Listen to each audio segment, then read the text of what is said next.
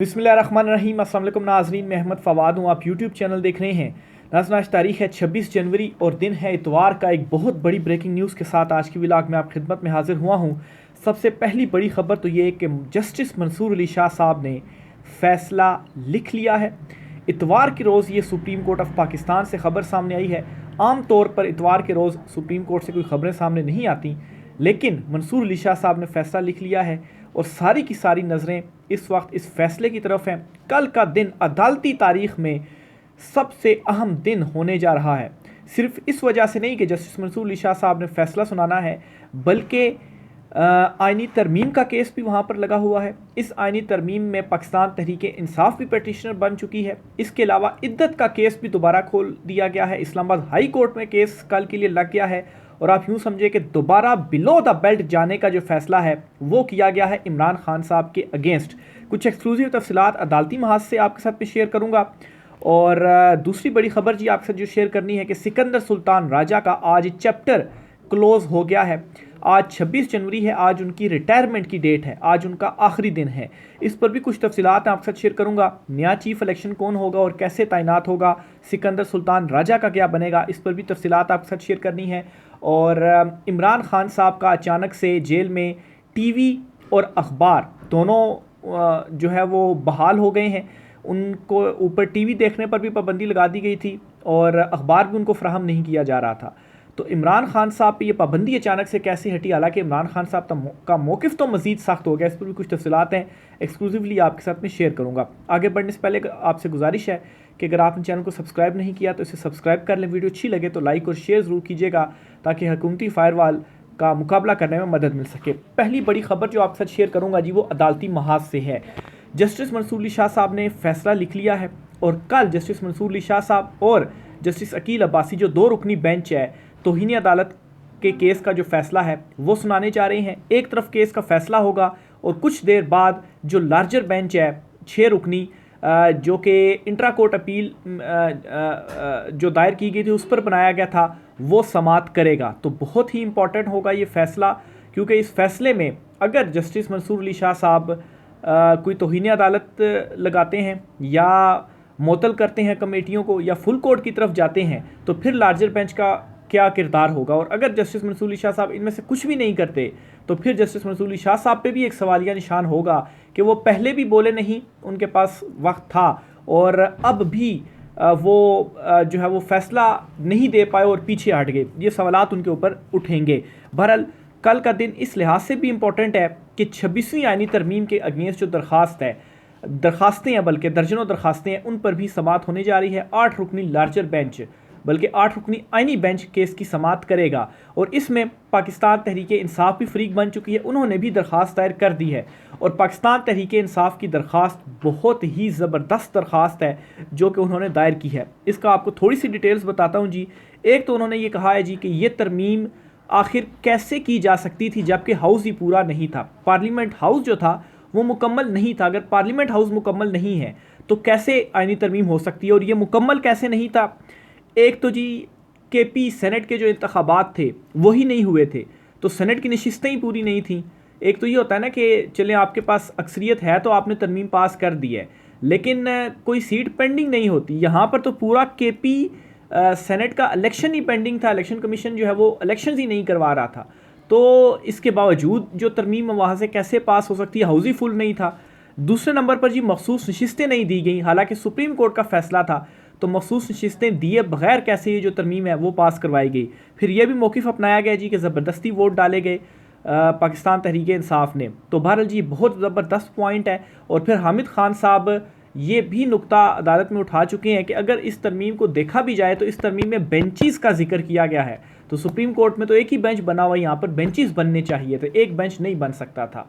तो कल ये मुकदमा भी सुना जाएगा और कल इतना इंपॉर्टेंट दिन है जी कि इस केस की समाअत के लिए बाकायदा तौर पर जो हम रेगुलर सुप्रीम कोर्ट जाते हैं और केसेस की समाअत को कवर करते हैं, हमारे लिए भी जो एक नॉर्मल जगह होती है जहाँ पर हम खड़े होकर केस सुनते हैं, उसकी बजाय जो गैलरी है उसे ओपन किया गया और बड़े अरसे बाद इस गैलरी को ओपन किया गया है और पासिस जारी किए गए हैं जो रेगुलर बीट रिपोर्टर्स हैं हमें भी कि आप इन पासिस के साथ आएंगे। बाकी जो लोग रेगुलर नहीं हैं उनके लिए तो कोर्ट के अंदर जाने की इजाज़त भी नहीं है। तो मेरे ख्याल से यहाँ पर चूँकि लाइव सिस्टम ट्रांसमिशन सिस्टम जो है वो सुप्रीम कोर्ट में है, तो इस नशरियात को लाइव दिखाना चाहिए जाना चाहिए था, ताकि लोग भी देखें कि हमारा जो आईनी बेंच है वो काम कर रहा है और वो कैसे काम कर रहा है। लाइव की जो फैसिलिटी है वो सुप्रीम कोर्ट में मौजूद है, और बेंच नंबर कमरा अदालत नंबर 1 में बिठाना चाहिए था कि बड़ा रूम भी होता है वो, और वहाँ पर लाइव अगर ये चल रही होती समात तो सारे देखते कि कैसे जो समात है वो हो रही है। बहरहाल जी, कल इस वजह से भी इम्पोर्टेंट दिन है, और फिर इसके अलावा एक तौहीन अदालत का मामला हो गया, एक ये वाला मामला हो गया, और एक ये 26वीं तरमीम वाला मामला, और फिर इसी तरह से इस्लामाबाद हाई कोर्ट में इद्दत में निकाह केस जो है वो भी समात के लिए मुकर्रर कर लिया गया है। इस केस को ख़त्म कर दिया गया था, इमरान खान साहब को रिलीफ मिला था इस केस में, मुशब्बी साहिबा को भी, लेकिन इसे इस्लामाबाद हाई कोर्ट में चैलेंज किया गया, और आज कोई 6-7 महीने बाद जाकर ये केस समात के लिए मुकर्रर होता है। और ऐसे वक्त में समात के लिए मुकर्रर होता है कि जब 2 नए जजिस को तैनात कर दिया जाता है इस्लामाबाद हाई कोर्ट में, और फिर उन्हीं 2 नए जजिस में से एक जज के पास ये इद्दत का केस लगता है, और ये जज साहब हैं आज़म खान साहब। और कल 27 जनवरी को वो इस केस की समात करेंगे, और फिर जो एक और नए जज हैं इनाम मिन्हास अमीन राजा इनाम अमीन मिन्हास साहब, उनके सामने तोशाखाना 2 केस समात के लिए मुकर्रर हुआ है। तो 2 नए जजिस को ये जो 2 इम्पॉर्टेंट केसेस हैं वो उनके सामने लगाए गए हैं। अब आज़म खान साहब के ऊपर तो पहले ही बड़ा एतराज़ ये है कि वो इस केस का फ़ैसला पहले दे चुके हैं, वो इस केस को काबिल समात करार दे चुके हैं, और इस केस में अपना माइंड शो कर चुके हैं, लेकिन उसके बावजूद भी उनके अगेंस्ट जो है ये उनके सामने ये जो केस है समात के लिए मुकर्रर किया गया है। तो साफ इससे समझ लगती है कि खान साहब के ऊपर दबाव डालने की ही कोशिश है, और उनको जो ये कहा जा रहा था कि खान साहब अगर आप नहीं हमसे डील करते, नहीं बात मानते, तो फिर आहिस्ता आहिस्ता करके मज़ीद आपके ऊपर सख्तियाँ होंगी। तो इमरान खान साहब ने कहा जाओ जो कुछ मर्ज़ी करना है कर लो, और इमरान खान साहब ने अपना मौक़िफ़ मज़ीद सख्त कर लिया है। कुछ सख्त इक़दामात इमरान खान साहब उठा रहे हैं, और फिर दूसरी तरफ ये हम देख रहे हैं कि दोबारा से बिलो द बेल्ट जाने की जो कोशिशें हैं वो की जा रही, बल्कि जाया जा रहा है। इद्दत में निकाह का केस जो है वो दोबारा सामने लाने का क्या है कि ये केस जब लगेगा मीडिया में ख़बरें जो हैं वो चलवाएंगे, इमरान खान को बदनाम करेंगे, लेकिन आप नहीं कर सकते। आपने पहले भी करके देख लिया, कुछ भी नहीं बिगाड़ सके आप इमरान खान का, अब भी आप कुछ भी नहीं कर सकेंगे इन केसेस के ज़रिए। लेकिन ये केसेस दोबारा से खोल दिए गए हैं, अदालती महाज दोबारा से गर्म जो है वो कर दिया गया है। फिर इसी तरह से आपको एक और ख़बर देता चलूँ जी, इमरान खान साहब ने जो है वो ना सिर्फ अपने मौक़िफ़ में सख्ती लाई है, बल्कि कुछ इक़दामात भी उनकी जानिब से किए जा रहे हैं। एक तो ये जी कि इमरान खान साहब ने जो है वो हार्ड लाइनर्स को फ्रंट पर लाने का फ़ैसला करते हुए शुरुआत की है केपी से। केपी के सदर जो चेंज हुए हैं पार्टी के, जुनैद अकबर, और दूसरा जो सेक्रेटरी हैं वो आतिफ़ खान, ये दोनों अब सामने आ गए हैं, और ये हार्ड लाइनर्स हैं और मुज़म्मती लोग हैं ये। और ये आपको मैं बताता चलूँ कि आइंदा आने वाले कुछ दिनों के अंदर, हफ्ते 1.5 हफ्ते के बाद आप देखेंगे कि ऑलमोस्ट सारे ही लोग जो हैं वो तब्दील होंगे। और इमरान खान साहब ये जो तब्दीलियाँ हैं ख़ास तौर पर 26 नवंबर के मामले को सामने रख कर रहे हैं, क्योंकि 26 नवंबर को जिन लोगों ने ज़ुबानी ऐलानात किए थे उन सारे लोगों को फारिग किया जाएगा। और इसमें 8 फरवरी को जो इमरान खान साहब ने एहतजाज की कॉल दी हुई है, या ब्लैक डे आप कह दें, करार जो दिया गया है, और कहा गया जी कि इस रोज़ हम एहतजाज करेंगे, तो ये एहतजाज भी सख्त होगा। और ये जो तब्दीलियाँ की जा रही हैं, इन तब्दीलियों के बाद ये एहतजाज होगा, और इससे आप अंदाज़ा लगा लें कि कितना सख्त ये एहतजाज होगा कि हार्ड लाइनर्स इस मरतबा जो है वो सामने आएंगे। पहले तो जो कुछ लोग थे वो ज़ाहिर सी बात है राब्ते शाब्ते और इमरान खान साहब को भी कूल डाउन करने की कोशिशें, लेकिन इमरान खान साहब ने भी ये हतमी फ़ैसला कर लिया है। और यहाँ से हम ये अंदाज़ा लगा सकते हैं, क्योंकि दूसरी तरफ से भी अब फुल फोर्स लगाई जा रही है, और इमरान खान साहब भी यहाँ से बिल्कुल जो है वो एंड पॉइंट के ऊपर जा चुके हैं। तो इसका मतलब ये है कि जो मामलात हैं वो ऐसे तो हल नहीं होंगे, आर या पार तो होना ही होना है।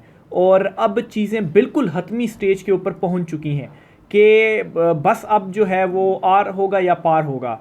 और इस सूरत-ए-हाल में आपको ये बताता चलूँ कि इमरान खान साहब का जब टीवी और अखबार बहाल हुआ ना, तो इमरान खान साहब के साथ जो कन्वर्सेशन हुई उसमें इमरान खान साहब ने मुस्कुरा कर कहा कि लगता है कि ट्रंप जो है वो सदर बन गया है।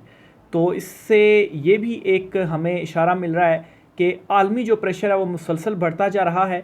ये भी एक थ्योरी है कि अगर ट्रंप से मामलात सेट कर लिए इस मुंतखब हुकूमत ने, इसके हैंडलर्स और सहूलतकारों ने, तो फिर पीटीआई के ऊपर आप भूल जाएंगे 26 नवंबर को भी जो कुछ हुआ, इतनी ज़्यादा सख्तियाँ होंगी। लेकिन इस तरह से नहीं होगा। ये वैसे जो है वो एक कॉन्सिक्वेंसेस के तौर पर बताया जा रहा है। ज़ाहिर सी बात है आलमी तौर पर जो प्रेशर आ रहा है, और रिचर्ड ग्रेनल से की जानिब से जो ट्वीट्स आई और फिर उसके बाद जो फ्री इमरान खान की ट्वीट्स आई हैं, तो इस तरह से नहीं होगा जिस तरह से बाइडन इंतज़ामिया में खिलाफ वर्जियाँ की गई और फिर 26 नवंबर तक जो है वो कर दिया गया। और इमरान खान साहब का इस हद तक अब जाना, बिल्कुल इमरान खान साहब अब नाम लेकर खुलकर ट्वीट्स कर रहे हैं। यहाँ तक इमरान खान साहब ने कह दिया कि 26वीं तरमीम जो की गई है वो चीफ़ ऑफ आर्मी स्टाफ को एक्सटेंशन देने के लिए की गई है। और दूसरी तरफ से भी मनाने की कोशिशें तो की जा रही हैं, डील लेने की कोशिशें तो की जा रही हैं, लेकिन इमरान खान साहब ने साफ इनकार कर दिया कि इंसाफ, एहतसाब और इस्लाहात होंगी, डील किसी को कोई नहीं मिलेगी। हाँ, मुझ पर ज़ाती तौर पर जो कुछ किया गया तो मैं अपने ज़ाती केसेस के हवाले से माफ़ करने के लिए तैयार हूँ, लेकिन इंसाफ तो ज़रूर होगा। अगली खबर जी जो आपके साथ शेयर करनी है वो chief election commissioner Sikandar Sultan Raja के हवाले से है। आज 26 जनवरी है, आज उनका लास्ट डे है, वो रिटायर हो जाएंगे। लेकिन जो अब तरमीम हुई है, तरमीम में ये कहा गया कि जब तक नया इलेक्शन कमिश्नर तैनात नहीं होता तब तक जो पिछला इलेक्शन कमिश्नर है वही कंटिन्यू करेगा। यानी कि वो रिटायर तो हो गए हैं, कंटिन्यू वो करेंगे जब तक नया चीफ इलेक्शन कमीशन तैनात नहीं होता। पीटीआई ने लेटर तो लिख दिया है, क्योंकि इसमें अपोजिशन और हुकूमत की जो कमेटियां होती हैं वो मिलकर चीफ इलेक्शन कमीशन तैनात करती हैं। तो लेटर तो पीटीआई ने लिख दिया, लेकिन अभी तक कुछ इस पर डेवलपमेंट जो है वो सामने नहीं आई कि वो कमेटियां बैठेंगी और उनके बैठने के बाद फिर एक जो नाम है वो सामने आएगा। बहरहाल जी, सिकंदर सुल्तान राजा साहब का चैप्टर तो इस लिहाज से क्लोज़ हो गया है कि उनकी जो रिटायरमेंट है वो हो गई है। अब नया चीफ इलेक्शन कमिश्नर कौन आता है, क्या इसके ऊपर जो फैसला है वो होता है, मेरे ख्याल से इतना जल्दी तो कोई फ़ैसला नहीं हो पाएगा। शायद सिकंदर सुल्तान राजा 1-2 महीने मज़ीद रहें इलेक्शन कमीशन में, जब तक जो इस वक्त मौजूदा सूरत हाल बन रही है इस पे कोई जो फ़ैसला है वो नहीं हो जाता। यानी कि या तो इमरान खान साहब जो है वो अच्छा, इस पर आपको एक और ख़बर भी देता चलूँ कि हफीज़ुल्लाह न्याज़ी जो हैं उन्होंने बड़ा एक दावा कर दिया है, और वो ये दावा करते हैं कि कमीशन भी बनेगा और इमरान खान साहब की रिहाई भी होगी। लेकिन इस पर मैं कोई टाइम लाइन नहीं दे सकता कि ये चीज़ें कब होंगी, हफ्ता, 2 हफ्ते, 3 हफ्ते, महीना, 2 महीने, कितना टाइम लगेगा, लेकिन ये दोनों चीज़ें होंगी, कमीशन भी बनेगा और इमरान खान साहब की रिहाई भी होगी। और ऐसा क्यों होगा, क्योंकि इसके अलावा कोई और ऑप्शन ही नहीं है। तो अब देखिए ये कब होती हैं। मेरी तो अंडरस्टैंडिंग यही है, जो चीज़ें जो सूरत हाल में देख रहा हूँ, ज़्यादा से ज़्यादा 2 महीने और लगेंगे। इमरान खान साहब जो है वो जल्द रिहा होगा और पूरी पावर के साथ इमरान खान साहब की रिहाई होगी, और अदालतों के ज़रिए ही इमरान खान साहब की जो रिहाई है वो होगी। अब इस सिनेरियो में जस्टिस मंसूर अली शाह या दीगर जो जजेस हैं वो खड़े हो जाते हैं, वो डट जाते हैं। वहाँ से भी, अदलिया के अंदर से भी अगर प्रेशर डेवलप होता रहता है तो ये आसान हो जाएगा, क्योंकि इमरान खान साहब की ही तो अकेली लड़ाई नहीं है। जाहिर सी बात है अदलिया की आज़ादी के लिए ख़ुद अदलिया ने भी तो कुछ करना है, ख़ुद जजिस ने भी तो कुछ स्टेप्स उठाने हैं, ख़ुद जजिस ने भी तो हल्फ लिया हुआ है, उन्होंने भी तो आईनो कानून के मुताबिक जो फैसले हैं वो देने हैं। ये तो नहीं कि बस वो बिल्कुल ही हैंड्स अप करके और बैठ जाएं। अब ये सारे का सारा मामला कल क्लियर होगा कि जस्टिस मंसूर अली शाह साहब का फ़ैसला क्या आता है। जस्टिस मंसूर अली शाह साहब को आइन और कानून के मुताबिक, अपने हल्फ के मुताबिक जो फ़ैसला है वो दे देना चाहिए। उसके ऊपर इम्प्लीमेंट होता है या नहीं होता, ये बात की बातें हैं। एटलीस्ट एक तारीख़ में उनका हो जाएगा कि उन्होंने जो स्टेप है वो लिया था। और अगर उनके फ़ैसले के ऊपर इम्प्लीमेंट नहीं होता, जैसा कि जजिस कमेटी ने नहीं किया, जुडिशल ऑर्डर की खिलाफ वर्जी की गई, एडिशनल रजिस्ट्रार ने जो है वो नोट लिख दिया और चीफ जस्टिस ने कोई एक्शन नहीं लिया, तो ये सारी चीज़ें भी हिस्ट्री में रिकॉर्ड हो रही हैं और हिस्ट्री के अंदर लिखी जा रही हैं। और इमरान खान साहब जब आएंगे, जब ये चीज़ें दुरुस्त होंगी, तो ये सारी चीज़ें ऑन रिकॉर्ड होंगी। इवन कि इमरान खान साहब ने भी जुडिशल कमीशन के लिए चीफ जस्टिस को लेटर लिख दिया और आईनी जो बेंच है उसके सरबराह को भी लेटर लिख दिया कि इसके ऊपर जो जुडिशल कमीशन है वो बनना चाहिए। अब ज़ाहिर सी बात है इस मौजूदा अदालती निज़ाम से कोई ज़्यादा उम्मीद तो नहीं है, लेकिन ऑप्शंस क्या हैं? ऑप्शंस यही हैं कि आपने अदालतों के थ्रू ही फिर लड़ना है, तो और इस सिस्टम के अंदर रहते हुए ही पूरा जो है वो आपने अपना जो जदोजहद है वो जारी रखनी है। तो इमरान खान साहब इस वक्त यही कर रहे हैं। देखें जी कल क्या होता है, क्या फ़ैसला आता है। जो भी डिटेल्स होंगी इंशाल्लाह सुप्रीम कोर्ट से आपके साथ बरह रास्त चीज़ें शेयर करूँगा। राय का इज़हार कीजिएगा। आज की व्लॉग से इतना ही, मुझे इजाज़त दीजिए। अल्लाह हाफ़िज़।